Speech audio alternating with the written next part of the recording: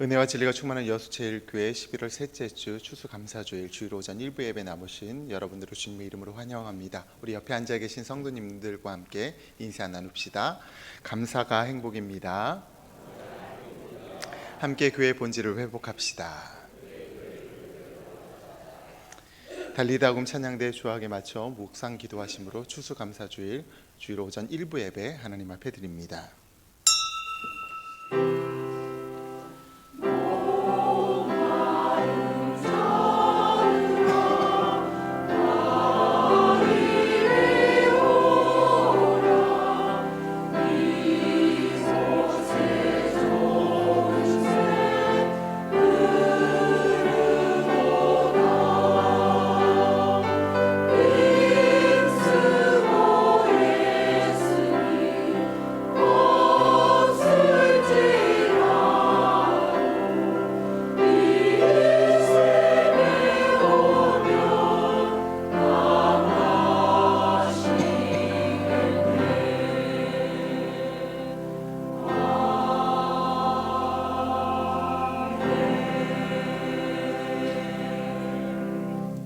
감사함으로 여호와께 노래하며 수금으로 하나님께 찬양할지어다. 아멘. 찬양 받으시기 합당하신 하나님 아버지, 지난 한 주간도 주의 능력과 사랑으로 지켜주시고 동행해 주셔서 참으로 감사드립니다. 또한 건강과 평안과 기쁨을 허락해 주셔서 거룩한 주일을 기억함으로 하나님께 나와 예배 드릴 수 있게 하심도 감사드립니다. 오늘은 특별히 추수감사주일로 지킵니다. 원하기는 우리의 삶 가운데 한시라도 하나님을 향한 감사를 잊지 않게 하여 주시고 한 해 동안 주께서 베풀어 주시는 은혜를 기억하며 예배로 또한 찬양으로 헌금으로 우리의 헌신과 봉사의 삶으로 더욱 감사하는 우리 모두가 되게 하여 주옵소서. 감사 예배를 드릴 때에 예배 가운데 왕으로 임재하여 주시고 우리의 감사 예배를 받아주시고 홀로 영광 받아 주옵소서. 감사드리며 우리를 주에서 구원하신 예수 그리스도의 이름으로 기도드립니다. 아멘. 모두 자리에서 일어나셔서 찬송가 3장 함께 찬양하겠습니다.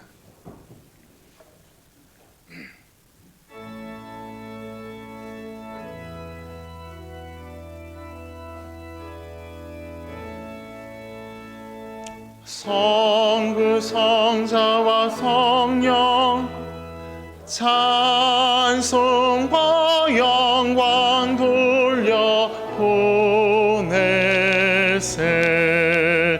대초로 지금까지 또 영원 무궁토록 성삼위께 영광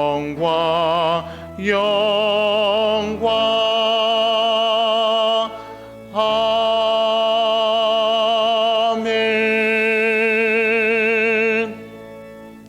성시교독 105번 감사절 1번 말씀입니다.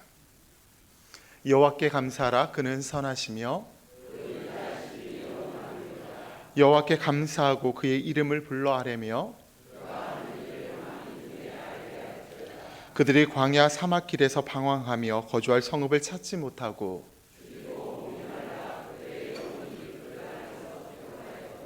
이에 그들이 근심 중에 여호와께 부르짖음에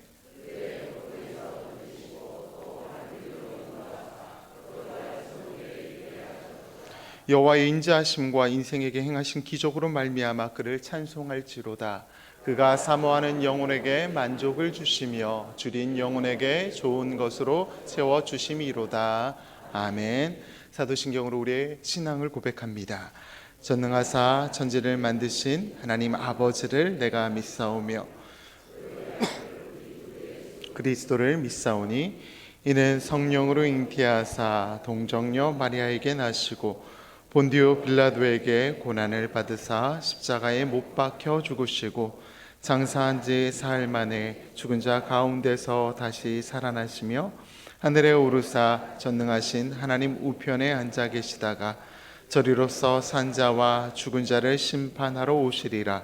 성령을 믿사오며 거룩한 공회와 성도가 서로 교통하는 것과 죄를 사하여 주시는 것과 몸이 다시 사는 것과 영원히 사는 것을 믿사옵나이다. 아멘. 자리에 앉으시고 찬송가 588장 찬양하면서 준비하신 추수감사헌금 하나님께 드립니다.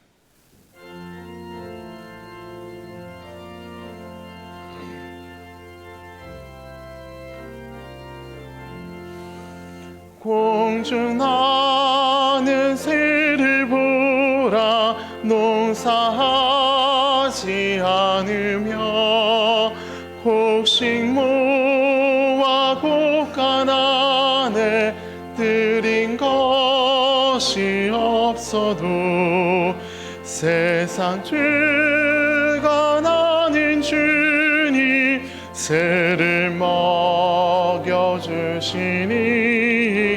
너희 먹을 것을 위해 근심할 것 무엇냐 들의 백합화를 보라 길쌈 쓰고 안에도 솔로몬의 입은 옷도 입고만 못하였네 아궁 속에 던질 풀도 귀히 입히시거든 사랑하는 자녀들을 입히시지 않으랴 너희들은 세상에서 무엇 먹고 마시며 무슨 옷을 입고 살까 염려하지 말아라 이는 이방 사람들이 간구하는 것이요 너희 하늘 아버지는 너희 쓸 것 아신다 너는 먼저 주의 나라 그의 의를 구하면 하나님이 모든 것을 너희에게 주시리 내일 일을 위하여서 아무 염려 말지니 내일 염려하지 말라 오늘 고생 족하다. 우리를 대표해서 임주택 장로님 기도 인도하실 때 다 함께 기도드리겠습니다.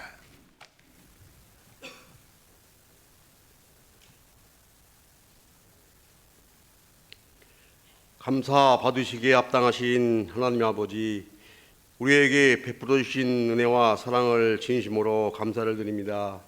죄와 허물로 인하여 죽었던 우리를 구원하여 주시고 하나님의 자녀로 삼아 주시어 하늘나라를 소망하며 사는 복된 삶을 살게 하심을 진심으로 감사를 드립니다. 걸어가는 걸음마다 숨쉬는 순간마다 주의 은혜로 살아왔지만 저희 마음은 교만하고 적은 믿음으로 인하여 주님의 은혜를 망각하고 감사를 잊고 살 때가 많았음을 고백합니다. 용서하여 주옵소서. 오늘은 우리가 추수감사절 예배를 하나님께 드립니다. 1년의 삶을 돌아보며 주께 감사하는 날입니다. 농사를 지어드리는 열매뿐 아니라 우리의 직장과 산업과 모든 일상을 지켜주신 하나님의 사랑을 마음 깊이 느끼게 하시고 감사함으로 드려지는 산제사 되게 하옵소서. 범사에 감사라고 하신 말씀같이 감사하는 삶을 하는 우리의 감사하는 삶을 살게 하시고 우리의 입술에서 나오는 감사가 곧 헌신으로 봉사로 성령의 열매를 나타나게 하옵소서. 말씀과 기도로 거룩함을 힘입고 공적인 예배에도 모이기를 힘쓰게 하였고 우리 교회의 미래가 되는 다음 세대를 세우는 교회로 열심히 달려온 손길들 위에도 하나님 복 내려 주옵소서.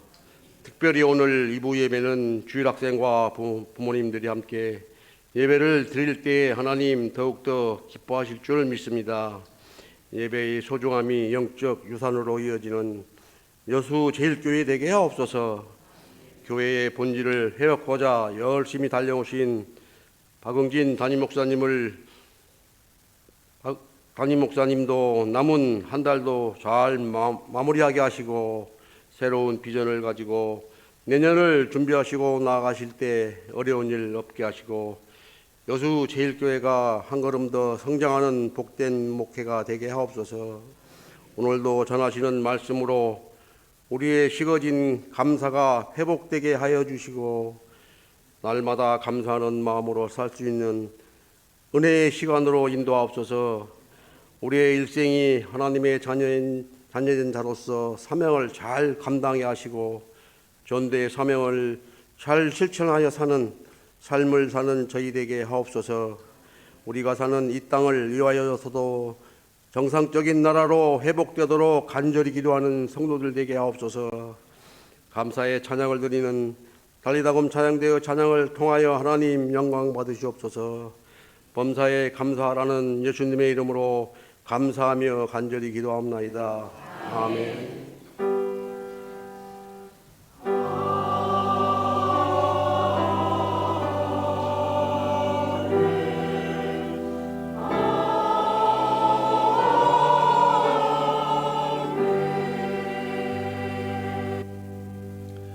주일헌금을 봉헌합니다.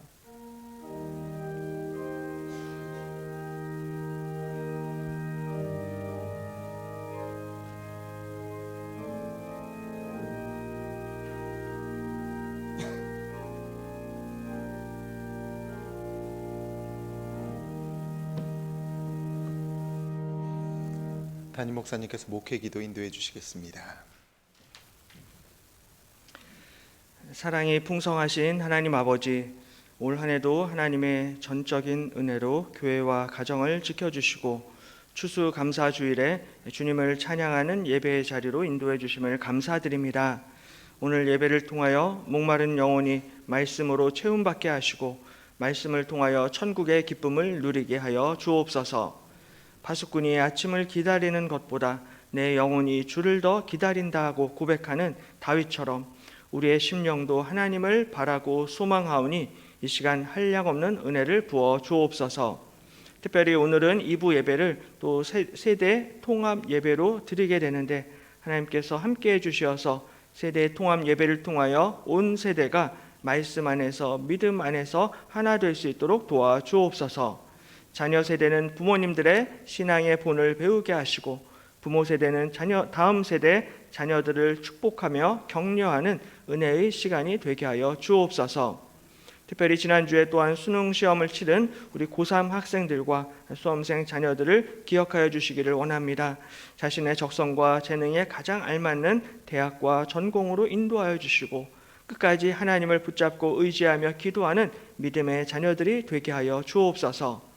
또한 몸이 아픈 환우들과 병상에 있는 지체들 기억하여 주시기를 원합니다. 수술 받은 성도들, 또 수술 받아야 하는 성도들, 암과 어려운 질병으로 고통 중에 있는 모든 성도들을 불쌍히 여겨주시고 치료하여 주시옵소서. 특별히 어르신 성도들을 기억하여 주셔서 늘 영육간에 강건케 하여 주시고 날마다 평안함으로 붙잡아 주시고 지켜 주옵소서. 특별히 오늘도 추수감사주일을 기념하여 아름다운 강단 꽃 장식으로 섬기신 손길들을 기억하여 주시고 더욱더 풍성한 은혜와 사랑을 베풀어 주옵소서. 교회를 섬기시는 수고와 헌신을 통하여서 제일교회가 더욱 든든히 아름답게 세워질 수 있도록 인도하여 주옵소서. 또한 장례를 당한 가정이 있습니다. 유가족들에게 천국의 위로와 소망을 허락하여 주옵소서. 이 시간 하나님 앞에 아름다운 찬양 올려드리는 달리다곰 찬양들을 기억하시고 하나님 홀로 영광 받아 주옵소서. 또한 정성을 다하여 예물을 올려드립니다. 추수감사 헌금과 예물을 드릴 뿐만 아니라 우리의 몸과 마음과 시간과 모든 것을 하나님께 올려드립니다. 하나님의 나라와 교회를 위하여 남은 인생 마음껏 충성할 수 있는 은총을 베풀어 주옵소서. 감사드리며 예수님의 이름으로 기도드립니다. 교회 소식을 알려드립니다. 주보를 참조해 주시기 바랍니다. 새로 나오신 분들을 주님의 이름으로 환영합니다. 예배 후 비전센터 2층 새가족실에 꼭 들러주시기 바랍니다. 오늘은 추수감사 주일로 지키며 추수감사 헌금을 하나님께 드립니다. 오늘 주일 오후 2부 예배는 세대 통합 예배로 드립니다. 세대 통합 예배 시 성경 봉독은 최사랑 학생이, 기도인들은 허준영 어린이가 담당합니다. 모든 주일학교 학부모님들은 세대 통합 예배에 참석해 주시고 예배 후 단체 사진 촬영이 있으니 협조해 주시기 바랍니다. 오늘 오후 예배는 감사의 꽃을 피우는 찬양 예배로 드립니다. 발표회에 참석한 모든 팀에게는 선물을 드리고 행운권 추첨과 간식을 제공합니다. 금주 수요 예배 시 여수 장로 합창단의 특별 찬양이 있습니다. 금주는 구역 예배가 있는 주간입니다. 구역별로 구역 예배를 드린 후 보고해 주시고 오늘 오후 예배 후 본당에서 구역 예배 교육이 있습니다. 정기 당회가 오늘 오후 예배 후 당회원실에서 있습니다. 그린 대학이 화요일 오전 10시 임마누엘 회관에서 있으며 전도부 모임이 화요일 오후 1시 로뎀에서 있으며 기도 모임 후 노방전도를 합니다. 11월 1일 우리 교회에서 촬영한 CTS 아주 특별한 찬양이라는 이 프로그램이 이번 주 화요일 오후 6시 40분에 방영됩니다. 많은 관심 부탁드립니다. 교사 세미나가 23일 이번 주 토요일 오전 10시 30분 비전센터 3층 세미나실에서 있습니다. 강사로 담임 목사님께서 섬겨주십니다. 환우 소식입니다. 47구역 신홍남 집사님과 79역 권용록 성도님이 여천 전남병원에서 입원 치료 중에 있습니다. 조속한 회복을 위해 기도 부탁드립니다. 안타까운 소식입니다. 72구역 김점래 권사님이 침모되시고 배한용 집사님의 침모되시는 고 이기엽 집사님이 소천하셨습니다. 위로 예배가 오늘 여수 경산 장례식장에서 있습니다. 오후 예배 후 있을 구역장 예배 교육 이후 교회에서 함께 출발합니다. 슬픔 당한 가정 가운데 성령님의 위로하심이 가득하길 소망합니다. 오늘 우리에게 주신 하나님의 말씀은 누가복음 17장 11절에서 19절 말씀입니다. 누가복음 17장 11절에서 19절 말씀을 제가 한 절, 여러분이 한 절 교독하겠습니다. 제가 먼저 11절 말씀 읽겠습니다. 예수께서 예루살렘으로 가실 때에 사마리아와 갈릴리 사이로 지나가시다가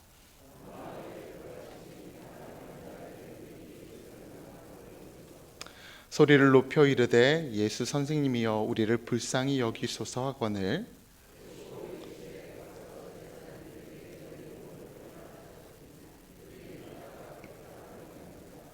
그 중에 한 사람이 자기가 낳은 것을 보고 큰 소리로 하나님께 영광을 돌리며 돌아와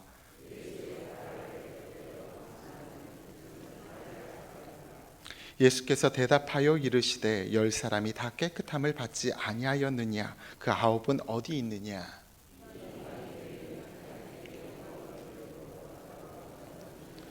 함께 읽읍시다. 그에게 이르시되 일어나 가라 내 믿음이 너를 구원하였느니라 하시더라. 아멘. 이 시간 달리다금 찬양대에 찬양이 있겠습니다. 찬양 후 담임 목사님 나오셔서 하나님의 말씀 선포하시겠습니다.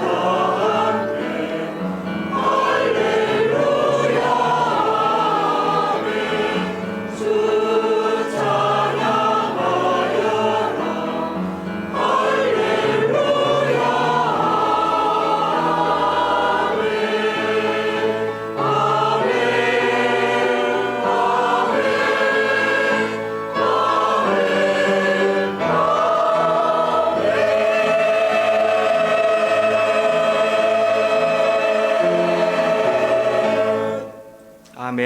예, 귀한 찬양 감사합니다. 예, 하나님이 영광과 찬양 받으신 줄로 믿습니다. 예, 추수감사주일 예배에 참석하신 우리 모든 성도님들 주님의 이름으로 다시 한번 환영하고 축복합니다. 지금 옆에 분하고 한번 인사하도록 하겠습니다. 응답하신 것에 감사합시다. 거절하신 것도 감사합시다. 예, 오늘은 감사의 은혜라는 제목으로 함께 같이 또 말씀을 나누도록 하겠습니다. 1860년 9월에 미국의 큰 정말 바다같이 큰 호수인 미시건호라는 호수가 있는데요. 이 미시건호에서 여객선이 뒤집히는 사건이 일어났습니다. 그래서 그 여객선이 뒤집혀가지고 이제 많은 사람들이 생명을 잃고 조난을 당했는데, 그때 때마침 그 배에 젊은 수영 선수 에드워드 스펜서라고 하는 젊은 수영 선수가 타고 있었습니다. 그래서 본인이 이제 수영 선수였기 때문에 열심히 비가 오는 가운데 수영을 해가지고 그 여객선에 탑승한 17명을 본인이 살려냅니다. 살려내고 또 그 일이 당시에 또 미국 언론에 크게 보도가 되었습니다. 근데 이제 수십 년의 시간이 흘러서 그 R.A. 토레이라는 목사님이 로스앤젤레스에서 이제 부흥회를 인도하시는 도중에 그때 그 미시건호에서 벌어졌던 이 수영 선수의 헌신의 이야기를 예화로 들었습니다. 이 수영 선수의 희생적인 사랑에 대해서 말을 했었는데, 때마침 그 부흥회에 그 수영 선수가 앉아 있었습니다. 수십 년이라는 시간이 흘러서 이제 그 수영 선수는 이제 60대의 노신사가 되어서 그 자리에 앉아 있었습니다. 그래서 부흥회가 다 끝난 후에 어떤 사람이 토레이 목사님한테 찾아와서, 사실은 목사님이 아까 말씀하신 그 수영 선수가 저 자리에 앉아 있었습니다라고 그렇게 이야기를 합니다. 그래서 이제 부흥회 후에 목사님이 그 수영 선수를 만났어요. 만나서는 이렇게 질문합니다. 그 사건 이후에 기억에 가장 남는 일이 무엇입니까? 라고 이렇게 질문을 하니까는 그 노신사가 씁쓸하게 웃으면서 이렇게 말합니다. 제가 구출한 17명 가운데 아무도 저를 찾아와 고맙다고 말한 사람이 한 사람도 없었습니다. 그 사실이 가장 기억에 남습니다. 라는 이야기를 했다라고 합니다. 당시에는 막 구조 받을 당시에는 경황이 없어서 사실은 뭐 고맙다라고 인사를 못할 수도 있는데, 그럼 나중에라도 좀 이 수영 선수에게 이제 와서 이제 감사 인사를 하는 것이 사실은 마땅한데, 사실은 그렇게 목숨을 살려주는 은혜를 받았음에도 불구하고 전혀 인사를 하지 않았다라는 것입니다. 그래서 우리말에도 원수는 돌에 새기고 은혜는 물에 새긴다라는 말이 있습니다. 사람들은 본인이 상처받은 일이나 손해를 당하게 된 것에 대해서는 쉽게 잊지를 못합니다. 일평생 내가 받은 상처를 씹고 또 곱씹으면서 항상 분노하고 원망합니다. 그래서 내가 당한 과거의 그 일을 생각하면은 밤에 잠을 이루지 못할 때가 있고 그냥 벌떡벌떡 일어날 때가 있습니다. 저도 목사지만은 때때로 그런 일을 당하게 되면은 밤중에 잠이 안 올 때가 있어요. 그러니까 내가 손해 본 것에 대해서는 사람들이 잘 잊지를 못합니다. 근데 반면에 내가 다른 사람들한테 친절도 받고 은혜도 받고 선물도 받고 그랬잖아요. 그런데 내가 받은 친절과 은혜에 대해서는 쉽게 잊어버립니다. 내가 손해본 것에 대해서는 내가 끝까지 따라가서 따지고 어떻게든 보상을 받으려고 하는데, 내가 받은 은혜와 사랑에 대해서는 그 감사하고 그 은혜에 보답하는 일은 까맣게 너무나 쉽게 잊어버립니다. 성경에도 이와 비슷한 사건이 있는데요. 바로 오늘 본문의 10명의 나병 환자 사건입니다. 예수님이 10명의 나병 환자를 고쳐주시는데, 오늘 이 사건을 통하여서 감사하는 자가 누리는 복에 대해서 함께 같이 말씀을 나누겠습니다. 가장 먼저 우리의 간구에 응답하시는 하나님께 감사를 드려야 합니다. 우리 하나님께서는 우리가 간구하고 우리가 부르짖고 우리가 기도하는 것을 외면하지 아니하시고 응답해 주십니다. 오늘 사건은 예수님이 이제 예루살렘을 향하여서 가시는 길에 발생한 사건입니다. 11절에 예수께서 예루살렘으로 가실 때 사마리아와 갈릴리 사이로 지나가시다가라고 말씀합니다. 사마리아와 갈릴리 사이로 지나가신다라는 것은 예수님이 만나게 될 사람이 사마리아 사람 그리고 갈릴리 사람이 될 것이다라는 것을 암시하고 있습니다. 12절에 한 마을에 들어가시니 나병 환자 10명이 예수를 만나 멀리 서서 소리를 높여 이르되 예수 선생님이여 우리를 불쌍히 여기소서 하거늘이라고 말씀합니다. 예수님이 한 마을에 들어가셨는데 그곳에서 나병 환자 10명을 만나십니다. 근데 이 나병 환자 10명이 예수님을 보고 멀리 서서 소리 높였다라고 말씀합니다. 예수님 앞에 가까이 오지를 못하고 이 나병 환자들이 멀리 서 있었습니다. 왜냐하면 구약 성경의 정결 규례에 따르면은 나병 환자들은 부정한 사람들이기 때문에 일반 정상적인 사람들한테 가까이 접근을 할 수가 없습니다. 레위기 13장에 보면은 나병 환자는 옷을 찢고 머리를 풀며 윗입술을 가리고 외치기를 부정하다 부정하다 할 것이요 병 있는 날 동안은 늘 부정할 것이라 그가 부정한즉 혼자 살되 진영 밖에서 살지니라 라고 말씀을 합니다. 나병 환자는 항상 본인의 옷을 찢어야 되고 머리를 다 풀어 헤치고 윗입술을 가리고 외치기를 나는 부정하다 부정하다라고 사람들한테 항상 선포해야 됩니다. 그 사람들이 나병 환자 주변에 오지 못하도록 스스로 부정한 것을 티를 내면서 일평생 살아가야만 합니다. 바로 이러한 구약의 규례와 전통으로 인해서 10명의 나병 환자들은 예수님께 가까이 오지를 못하고 멀리서 소리만 지르게 됩니다. 예수 선생님이여 우리를 불쌍히 여겨 주옵소서라고 예수님께 외칩니다. 근데 우리 예수님께서는 이 나병 환자들의 부르짖음을 역시 외면하지 않으십니다. 14절에 보시고 이르시되 가서 제사장들에게 너희 몸을 보이라 하셨더니 그들이 가다가 깨끗함을 받은지라 말씀합니다. 예수님이 나병 환자들에게 가서 제사장들에게 너희의 몸을 보이라라고 명령을 하십니다. 이 제사장들에게 너희들의 몸을 보이라는 것은 나병 환자들의 병이 다 치유됐고 나음 받았다라는 것을 제사장들에게 가서 확인을 받으라는 것입니다. 근데 이것도 역시 레위기 정결 규례에 따른 것입니다. 레위기 14장에 보면은 나병 환자가 정결하게 되는 날의 규례는 이러하니 곧 그 사람을 제사장에게로 데려갈 것이요 제사장은 진영에서 나가 진찰할지니 그 환자에게 있던 나병 환부가 나았으면 제사장은 그 정결함을 받을 자를 위하여 명령하여 살아있는 정결한 새 2마리와 백향목과 홍색실과 우슬초를 가져오게 하고라고 말씀을 합니다. 나병 환자는 이 부정한 사람이었기 때문에 나병이 다 나았다라고 해서 바로 사회로 정상적으로 복귀할 수가 없었습니다. 이 부정한 것이 정결하게 되는 의식, 예식을 반드시 진행을 해야 되는데 그것을 위해서 제사장한테 가야만 합니다. 제사장이 그래서 그 나병 환자를 보고서는 진찰을 해서 정말로 이 나병이 나았는지 치료가 되었는지 확인을 하고 정말로 나병이 나았으면은 이제 이 나병 환자가 하나님께 바칠 제물과 여러 가지 예물을 가져오도록 명령합니다. 바로 이것이 이제 나병 환자들이 정결케 되는 정결 예식인데요. 오늘 예수님이 이 제사장들에게 가서 너희의 몸을 보이라 말씀하신 것은 바로 예수님이 너희들의 나병을 낫게 해주겠다라는 약속의 말씀입니다. 너희들이 이제 곧 나병이 치유가 되고 고침받게 될 것이니까는 제사장에게 가서 정결 규례를 행하라는 것입니다. 나병 환자들도 이 말이 무엇을 의미하는지 알아들었습니다. 그래서 예수님의 말씀을 듣고 기대감을 가지고 제사장에게 가는데 가는 도중에 고침을 받게 됩니다. 그들이 가다가 깨끗함을 받은지라라고 말씀합니다. 고침 받았다라고 말하지 않고 특별히 깨끗함을 받았다라고 말씀을 합니다.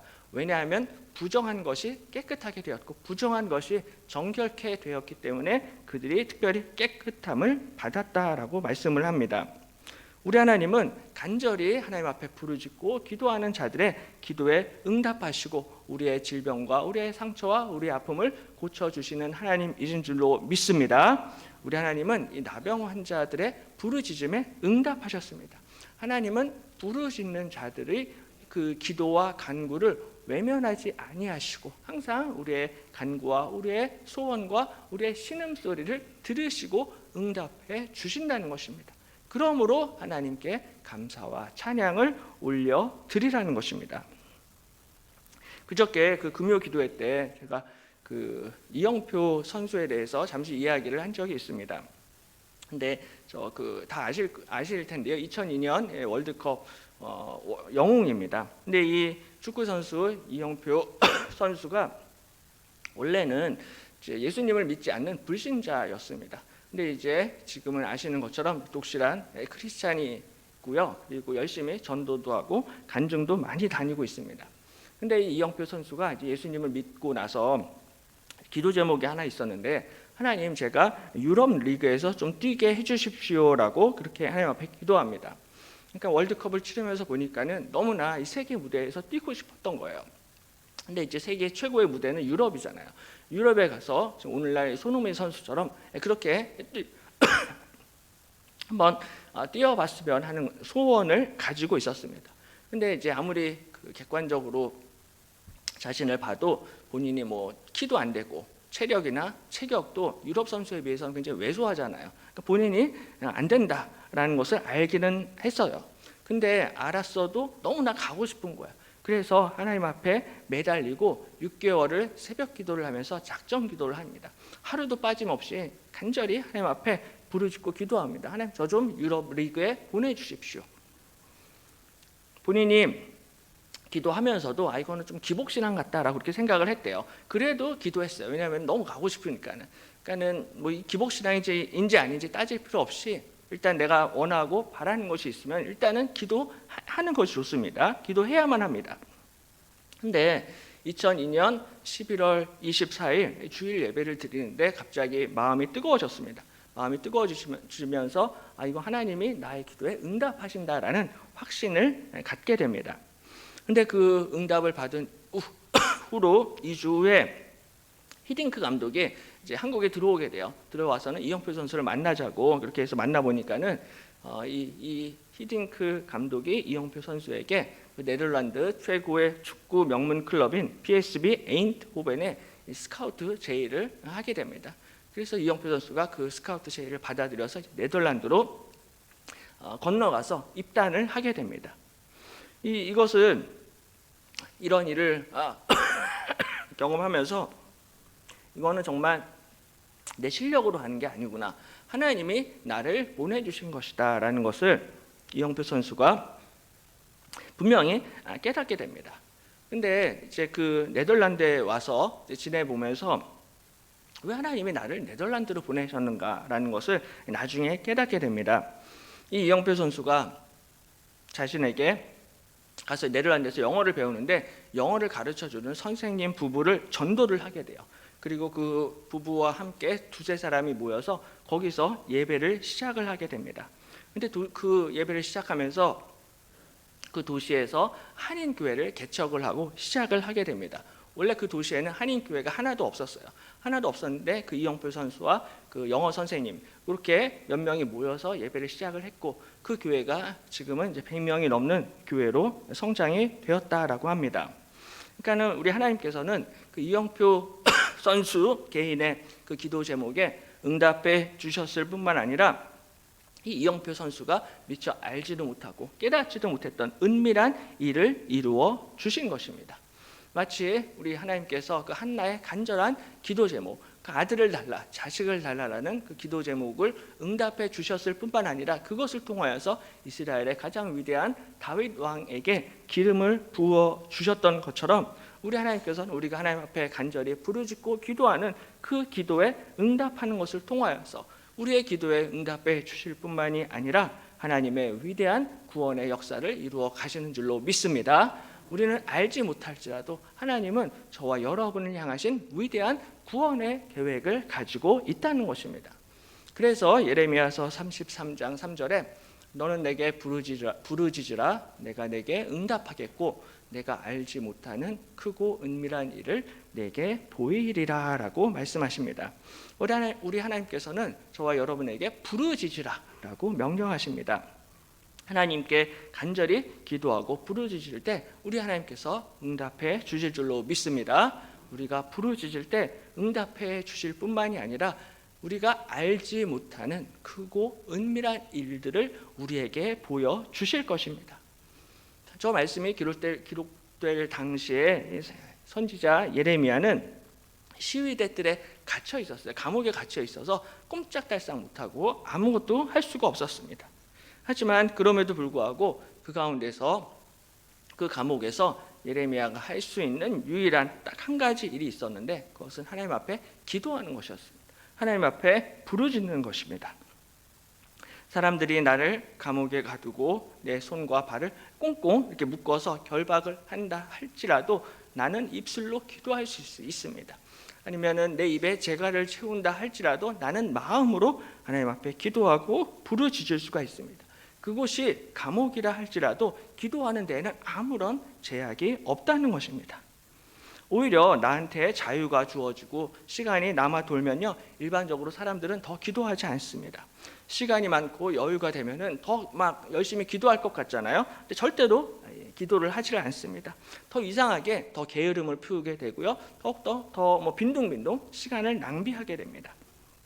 그러므로 하나님께서 우리 인생 가운데 때때로 고난을 주시고 환난을 주시고 심지어는 감옥에 보내실 때가 있다라는 거예요.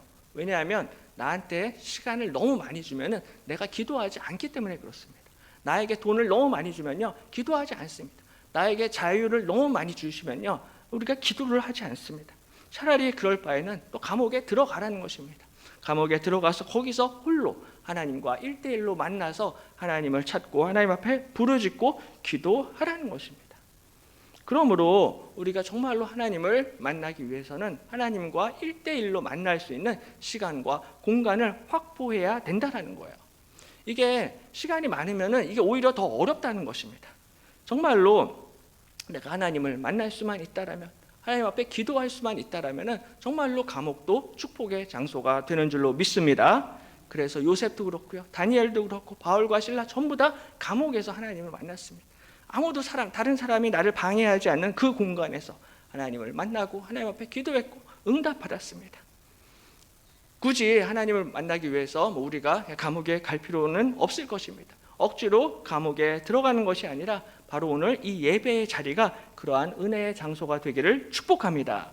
하나님께서 우리에게 예배할 수 있는 시간과 자유와 공간과 상황과 많은 복을 주셨는데 이때 하나님을 만나고 하나님께 부르짖고 기도하라는 것입니다.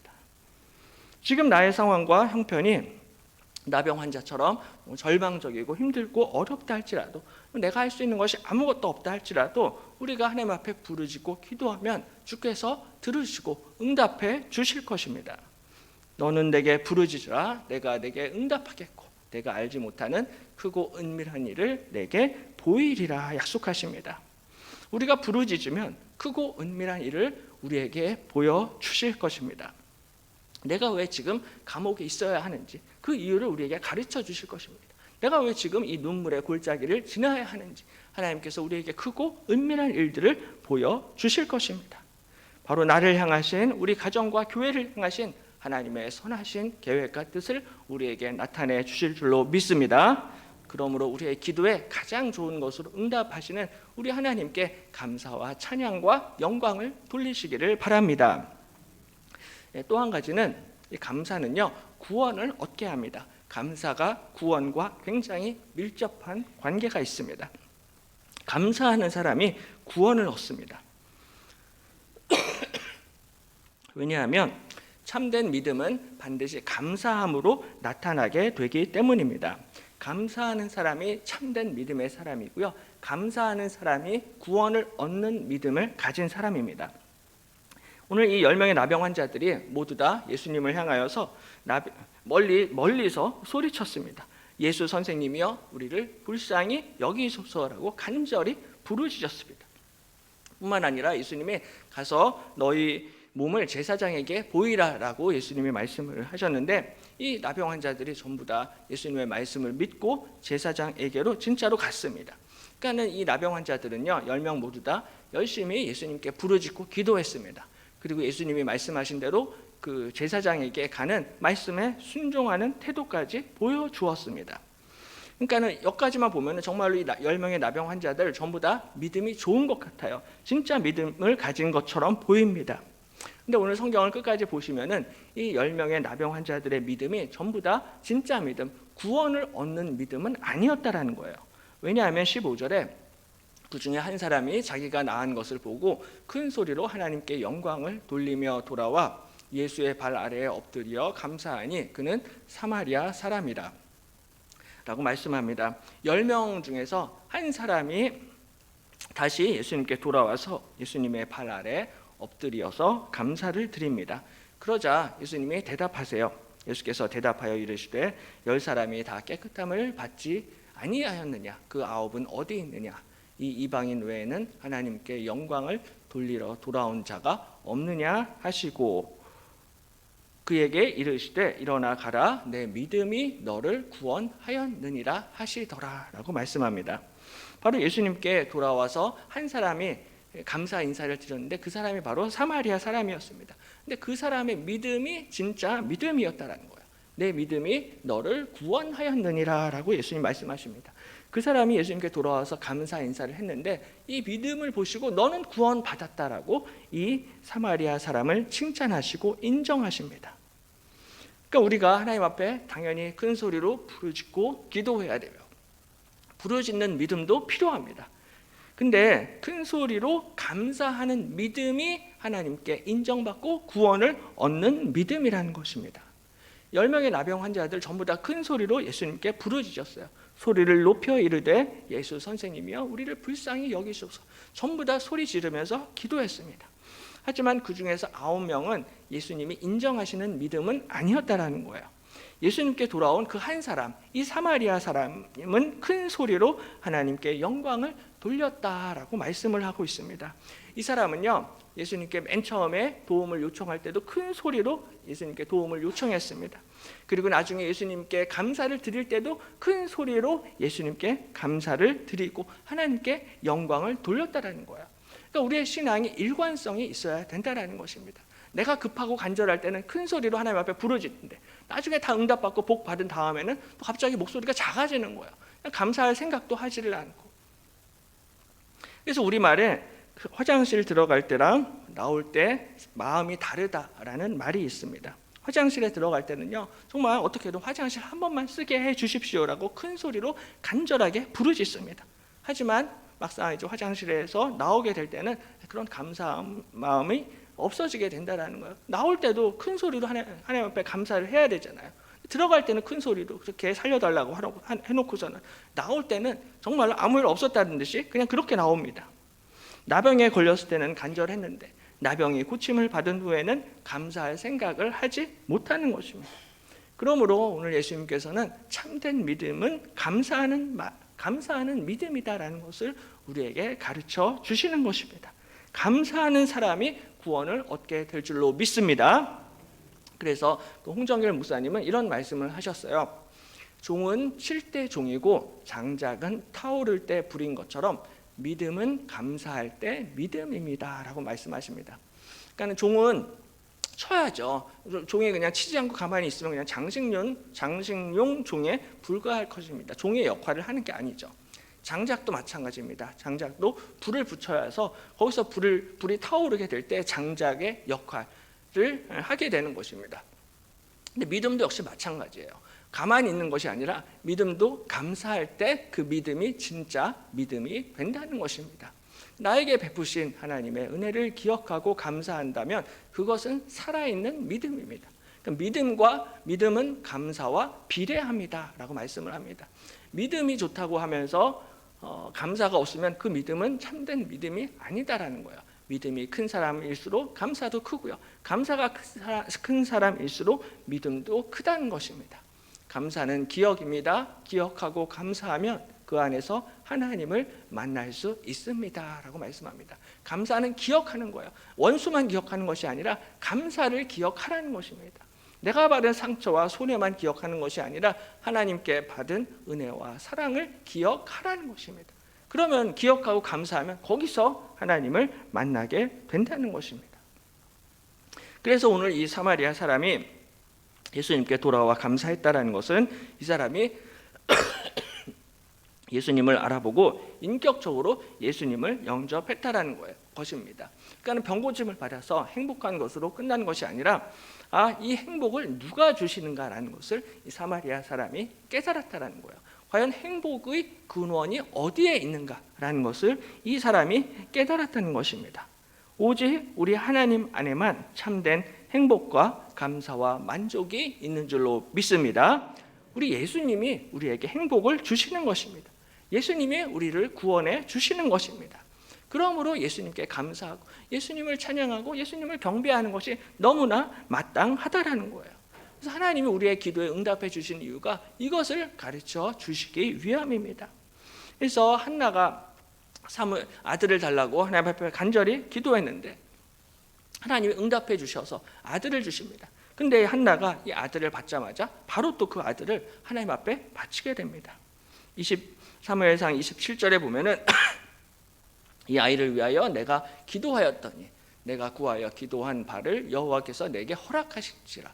그러므로 나도 그를 여호와께 드리되 그의 평생을 여호와께 드리나이다 하고 그가 거기서 여호와께 경배하니라라고 말씀을 합니다. 하나님 앞에 너무나 큰 선물을 받았는데요. 그리고 거기서 하나님을 경배하고 찬양합니다. 근데 그거 말로만 경배하고 찬양을 한 것이 아니라 하나님께 받은 선물을 다시 하나님께 올려드리고 하나님을 경배하고 찬양합니다. 하나님이 만약 나에게 10만 원을 주시면요, 그 10만 원을 다시 하나님 앞에 돌려드리는 것은 어렵지가 않습니다. 하나님이 나에게 100만 원을 주시면 그 100만 원 내가 다시 하나님 앞에 드리는 것도 그렇게 어렵지는 않을 것입니다. 하지만 그게 10만 원, 100만 원이 아니라 100억, 1000억, 1조가 된다라면 내가 받은 그거를 다시 하나님 앞에 돌려드리는 것은 절대로 쉬운 일이 아니다라는 거예요. 하나님이 나한테 아들을 주셨는데, 자식을 주셨는데 이 금쪽 같은 자식을 다시 하나님 앞에 드리는 것은 어렵다라는 것입니다. 근데 한나가 지금 그거를 하고 있는 거예요. 오히려 하나님을 경배하고 찬양하면서 내가 받은 모든 것을 하나님 앞에 올려드리고 있다라는 것입니다. 바로 이것이 기도를 통해서 하나님이 우리에게 주시는 은혜인 것입니다. 그래서 단순히 기도 응답받고 돈 받고 또 아들 받아서 행복한 것으로 끝나는 것이 아니라 하나님께 감사하고 하나님께 찬양과 영광을 올려드리라는 것입니다. 나병이 고침을 받자 예수님 잊어버리고 그냥 내 갈 길 가는 것이 아니라 돌아와서 예수님께 경배하라는 거예요. 돌아와서 하나님께 감사하라는 것입니다. 날마다 우리가 주일 예배를 드리는 것이 바로 여기에 있습니다. 날마다, 매주마다, 날마다, 새벽마다 하나님 앞에 감사와 찬양의 고백을 올려드리라는 것입니다. 지난 1년간 하나님이 나에게 베풀어 주신 은혜를 기억하며 하나님께 감사드리고 하나님께 영광을 돌리시기를 바랍니다. 우리 하나님께서는 항상 하나님의 자녀들을 기억하시고 풍성한 은혜를 베풀어 주십니다. 근데 하나님의 자녀들은 당연히 그 하나님의 은혜를 기억하고 하나님께 경배하고 영광을 돌려야 한다는 것입니다. 오늘 이 나병 환자가 하나님께 영광을 돌려드렸는데요. 영광을 돌리다라는 헬라어가 독사조라는 단어입니다. 이 단어는 찬양하다, 영화롭게 하다라는 뜻을 가지고 있습니다. 그래서 이사야서 43장 21절에 이 백성은 내가 나를 위하여 지었나니 나를 찬송하게 하려 함이니라 말씀하고 있습니다. 하나님의 백성들의 존재 이유는 하나님을 찬송하는 것입니다. 하나님께 경배와 찬양을 올려드리는 것이 인간의 존재 목적인 줄로 믿습니다. 특별히 오늘 오후 예배 때는 감사의 꽃을 피우는 찬양 예배로 드립니다. 많은 성도님들이 지금 열심히 찬양을 연습을 해서 준비해서 찬양을 발표하고 하나님께 영광을 올려드리게 될 것입니다. 오후 예배 때도 꼭 참석을 하셔서 찬양의 은혜, 감사의 은혜를 함께 나누시고 경험하시기를 바랍니다. 특별히 또 간식도 많고요, 선물도 많다고 합니다. 그래서 오후에도 꼭 오시고요. 바로 하나님께 감사와 찬양을 올려드릴 때 가라 내 믿음이 너를 구원하였느니라, 이 놀라운 구원의 은혜를 경험하게 될 줄로 믿습니다. 그러므로 이번 한 주도 내가 받은 은혜를 기억하면서 날마다 하나님께 감사와 찬양과 영광을 올려드리시기를 주님의 이름으로 간절히 축원합니다. 기도하겠습니다. 좋으신 하나님 아버지, 특별히 추수감사주의를 맞이하여서 우리 인생 가운데, 우리 가정과 교회 가운데 베풀어 주신 은혜를 기억하면서 하나님 앞에 또 예물을 드리며 하나님 앞에 다시 한번 또 감사의 고백을 할 수 있게 인도해 주심을 감사드립니다. 우리에게 베푸신 풍성한 은혜를 잊지 않게 하시고 정말로 날마다 하나님을 찬송하며 하나님께 영광을 돌려드리는 모든 주의 자녀들 되게 하여 주시옵소서. 감사드리며 모든 말씀을 우리 주 예수 그리스도의 이름으로 간절히 기도드립니다. 아멘. 다 일어나셔서 찬송가 301장 찬송합니다.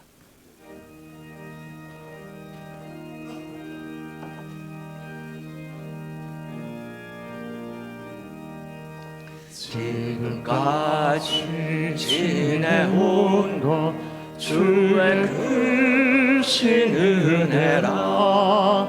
한이 없는 주의 사랑 어찌 이루 말하랴. 자나게 나 주의 손이 항상 살펴주시고 모든 일을 주 안에서 형통하게 하시네. 몸도 마음도 연약하나 새 힘 받아 살았네. 물 붓듯이 부으시는 주의 은혜 족하다. 사랑 없는 거리에 나 험한 산길 헤맬 때 주의 손을 굳게 잡고 찬송하며 가리라. 주님 다시 배올 날이 날로 날로 다가와. 무거운 짐 주께 맡겨 벗을 날도 멀지 않네. 나를 위해 예비하신 구약 집을 보다가 아버지의 품 안에서 영원토록 살리라. 이제는 우리 주 예수 그리스도의 은혜와 하나님 아버지의 지극하신 사랑과 성령의 교통하심이 지금까지 하나님이 우리 가정과 교회와 내 삶 가운데 베풀어 주신 놀라운 은혜를 기억하며 감사함으로 나아가시는 사랑하는 모든 주의 백성들과 그 가정과 자녀들 머리 위에 지금부터 영원토록 함께 있을지어다.